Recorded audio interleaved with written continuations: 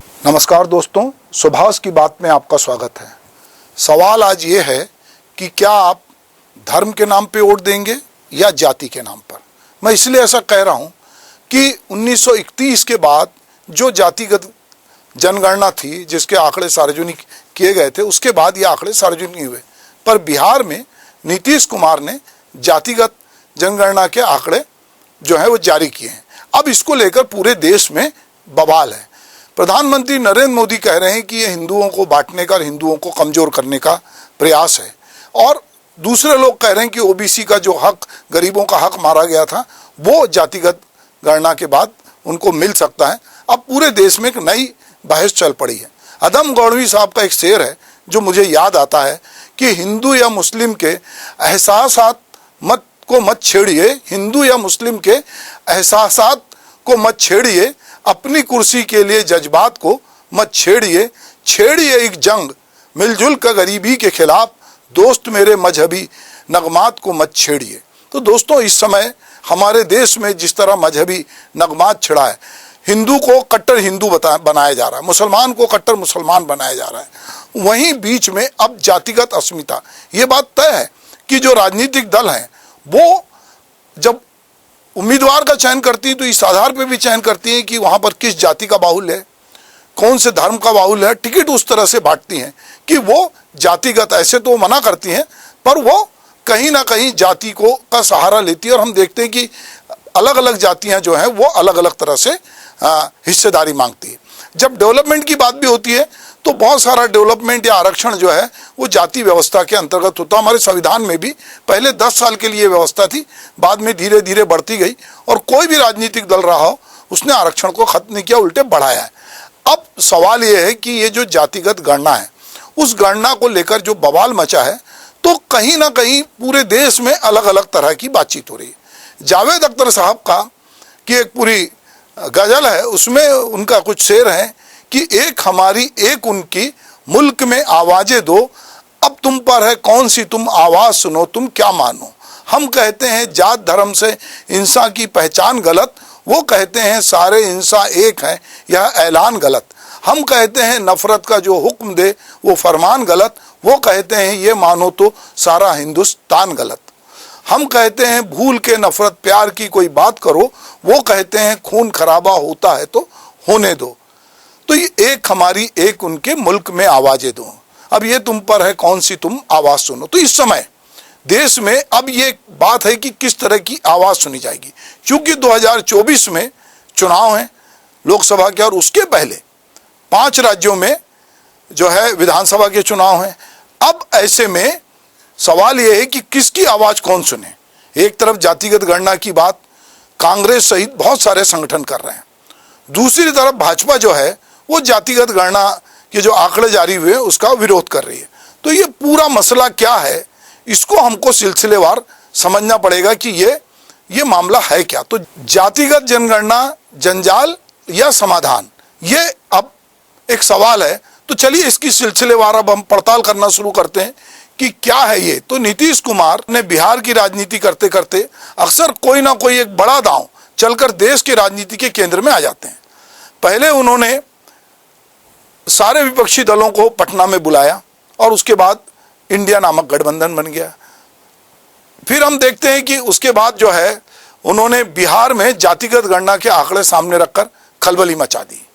बिहार में जातिगत गणना के नतीजों से नीतीश कुमार को अत्यंत पिछड़ा वर्ग, जिसे ईबीसी कहा जा रहा है, गैर यादव, अन्य पिछड़ा वर्ग और महादलित वोट बैंक पर अपनी स्थिति मजबूत करने में मदद मिलने की उम्मीद है। इसे कोई भी पार्टी या गठबंधन अगले लोकसभा चुनाव में नजरअंदाज नहीं कर सकती। यही वजह है कि कहीं ना कहीं अभी जो भाजपा जातिगत गणना का मुखर विरोध कर रही है, क्योंकि वो हिंदुओं की पार्टी कहलाती है, वो बहुसंख्यक हिंदुओं की पार्टी है। अगर हिंदुओं को जाति में बांट दिया जाएगा तो मामला बहुत गड़बड़ा जाएगा। बिहार की जातिगत गणना के आंकड़े के मुताबिक 36.01% आबादी के साथ ईबीसी सबसे बड़ा वोट बैंक है। इसके बाद 27.12% ओबीसी हैं, जिनमें से 14.26% जो हैं यादव हैं, जो सबसे बड़ा सामाजिक समूह है।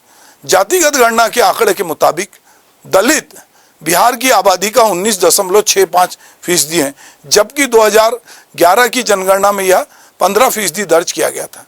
ईबीसी और ओबीसी के डाटा में पसमानदा मुसलमान भी शामिल हैं।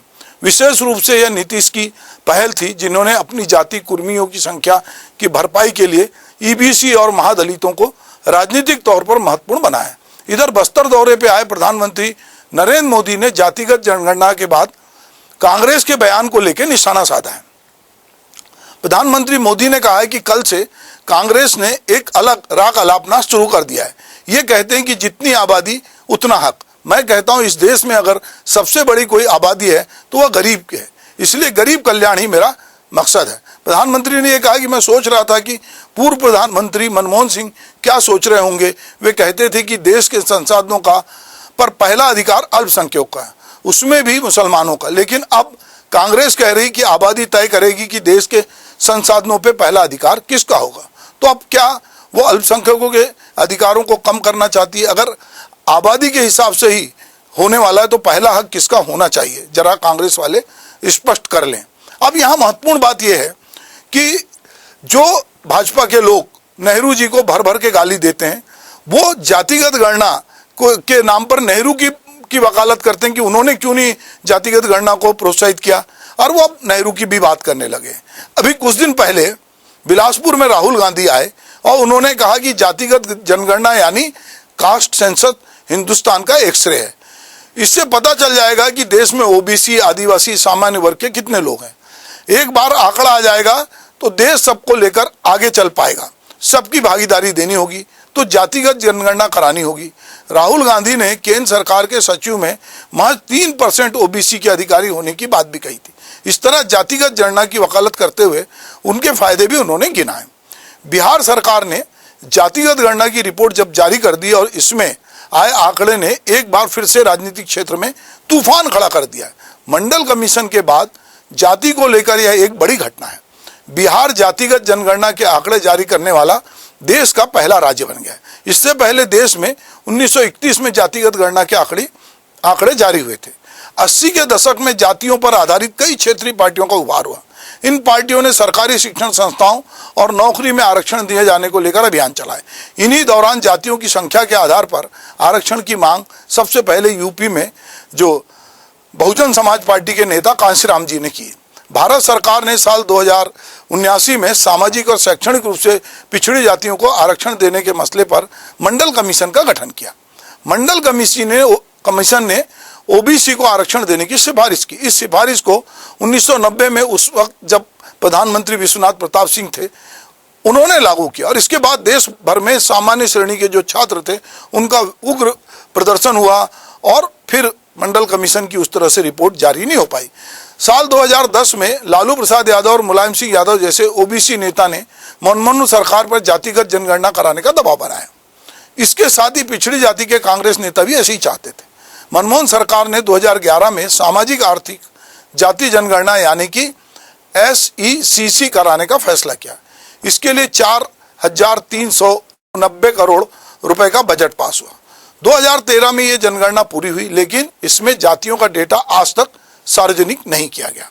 अब सवाल ये है कि SECC का डेटा 2013 तक जुटाया गया, इसे प्रोसेस करके फाइनल रिपोर्ट तैयार होती, तब तक सत्ता बदल गई और 2014 में केंद्र में मोदी जी की सरकार आ गई। 2016 में जातियों को छोड़कर SECC का बाकी आंकड़ा मोदी सरकार ने जारी कर दिया, पर जाति का आंकड़ा जारी नहीं किया। राष्ट्रीय स्तर पर 1931 की अंतिम जातिगत जनगणना में जातियों की कुल संख्या 4147 थी। वहीं SEC 2011 में 46 लाख विभिन्न जातियां दर्ज हुई। चूंकि देश में इतनी जातियां होना ऐसा माना गया कि मुमकिन नहीं है। सरकार ने कहा कि संपूर्ण डाटा सेट में जो खामियों से भरा हुआ है, इस वजह से रिजर्वेशन और पॉलिसी डिसीजन में डेटा का इस्तेमाल नहीं किया जा सकता।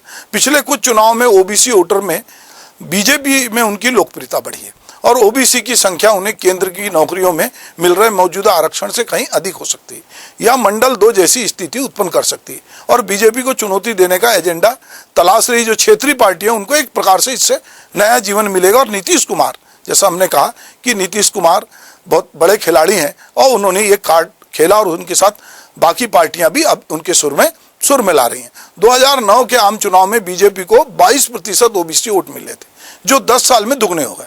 पिछले लोकसभा चुनाव में बीजेपी को 44% वोट मिले। वहीं क्षेत्रीय पार्टियों का हिस्सा 2009 में 42% से घटकर 27% रह गया।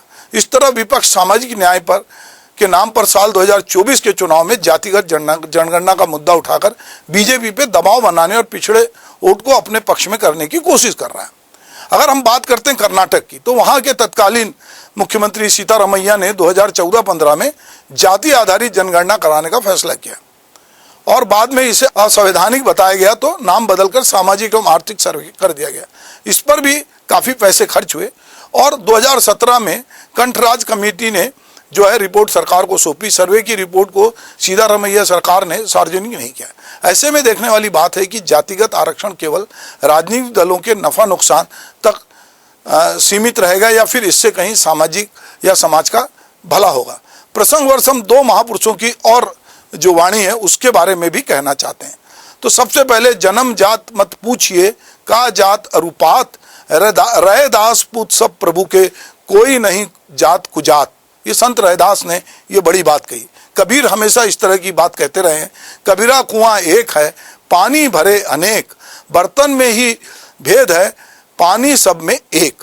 तो ये हमारे महापुरुष ये बात कहते रहे। पर हम देखते हैं कि हमारा जो सामाजिक ढांचा है उसमें जातिगत जड़ें बहुत गहरी हैं और हम जब अपनी रिश्तेदारी करते हैं तो आर्थिक स्थिति तो देखते ही देखते हैं, पर जाति समीकरण, उसमें भी जाति उपजाति, उसमें हम उलझते हैं और हर जाति की एक अपनी अस्मिता होती है, उसकी अपनी पहचान होती है। और जब चुनाव आता है तो बहुत सारे लोग, अलग अलग जाति समुदाय के लोग इस आधार पर अपने टिकट का दावा करते हैं कि हम इतने % हैं, हम ओबीसी इतने हैं, हम पंजाबी इतने हैं, हम सिंधी इतने हैं, हम साहू इतने हैं, हम ब्राह्मण इतने हैं, हमको इस आधार पर टिकट दिया जाए। पर अब ओबीसी अकेले बोलने से काम नहीं चलेगा, अब जाति के आधार पर बात होगी।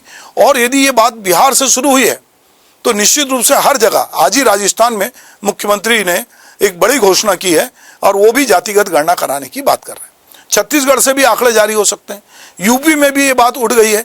अब अलग अलग राज्यों में ये बात उठ रही है और सबको ये डर है कि कहीं ये जातिगत मसला, जिस तरह से मंडल कमीशन आया था और उसके बाद बवाल हुआ था, तो ये राजनीतिक बवाल हो सकता है। इससे बहुत सारे लोगों को फायदा होगा। पर जब सरकार योजना बनाती है तो देखती कि किस वर्ग का कितना प्रतिनिधित्व है। तो अब सवाल ये है कि जो अन्य पिछड़ी हुई जातियां हैं, क्या उनको उतना लाभ मिला है, क्या वो विकास की मुख्य धारा में आई हैं, शिक्षा में उनका कितना योगदान है, स्वास्थ्य क्षेत्र में वो क्या कर रही हैं। पूरे ओवरऑल विकास की जब बात होगी तो बिहार से जो जातिगत जनगणना का जो भूत था, जिसे 1931 के बाद बंद करके रखा गया था और अलग अलग तरह से उसके आंकड़े जारी नहीं किए गए, अब दबाव होगा। पर इससे सबसे ज़्यादा प्रभावित जो होने वाली बात है, जो महिला आरक्षण बिल अभी पास हुआ, उसमें भी बहुत सारी पार्टियां कांग्रेस सहित ये मांग कर रही थी कि इसमें अन्य पिछड़ा वर्ग की महिलाओं को भी शामिल किया जाए। इस मांग को अलग कर दिया गया था। पहले कांग्रेस के समय भी ये मांग थी, पर कांग्रेस ने उसके लिए क्षमा मांगा। अब सवाल ये है कि जब ये 2029 में महिला आरक्षण की बात हो रही थी, इस बीच में जनगणना होगी और अब ये दबाव बनेगा कि वो जातिगत जनगणना हो और उसके आंकड़े जारी हों। और अगर वो आंकड़े जारी होंगे तो निश्चित रूप से, चूंकि ओबीसी जो है और उसमें अन्य पिछड़ा वर्ग, उसका एक बाहुल्य दिखाई देगा। तो जो परसेंटेज में लोग कम हैं, वो जो सत्ता पे बैठे हैं, नौकरियों में बैठे हैं, उनमें खलबलाहट होगी। जैसे कि हमने मंडल कमीशन के दौरान देखा था कि सवर्ण जो बच्चे थे उनके मन में आया था कि अब हमको नौकरी नहीं मिलेगी। तो एक समाज के भीतर एक तरह का द्वंद्व होगा। ये द्वंद्व अभी तक हिंदू मुस्लिम के नाम पे हो रहा था, अब ये जातियों के नाम पर होगा। और ये जातिगत लड़ाई में किस तरह की चीज़ें निकल के आती है, क्योंकि हमने देखा है कि हमारे देश में बात तो सब कहते हैं कि मजहब नहीं सिखाता आपस में बैर करना, हिंदी है हम वतन है, हिंदुस्तान हमारा, पर हम कभी देश का नाम बदलने के नाम पे लड़ते हैं, कभी जाति धर्म के नाम पे लड़ते हैं, कभी अलग अलग तरह से लड़ते हैं। हिंदुओं में भी बहुत सारे दलितों को अभी भी मंदिरों में प्रवेश नहीं है। हम कहने को तो उनको हिंदू कहते हैं, पर हम उनके साथ भेदभाव करते हैं, छुआछूत करते हैं।